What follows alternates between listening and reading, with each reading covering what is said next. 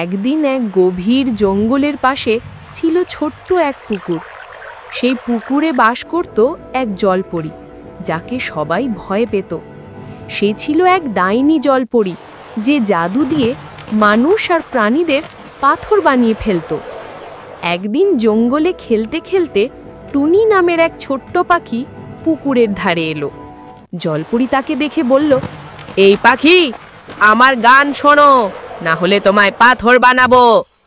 কিন্তু টুনি ভীত না হয়ে মিষ্টি গলায় বলল, আমি গান ভালোবাসি, তবে তোমাকে আগে হাসাতে হবে। জলপরী অবাক হয়ে গেল। আগে কেউ তার সামনে এমন সাহস দেখায়নি। সে হাসল, আর তার জাদু দুর্বল হয়ে গেল।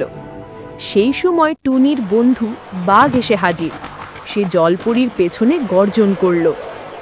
বাঘ বলল, টুনিতে কিছু করলে তোমায় জঙ্গলে ফিরতে দেব না। জলপরী ভয় পেল আর বলল, আমি খারাপ হতে চাই না, আমি শুধু বন্ধু চেয়েছিলাম।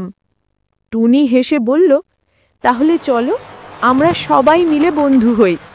তারপর থেকে জলপরী আর ডাইনি থাকল না, হয়ে গেল দয়ালু এক পরী। সে জঙ্গলের প্রাণীদের সাহায্য করত, আর টুনি ও বাঘ ছিল তার প্রিয় দুই বন্ধু।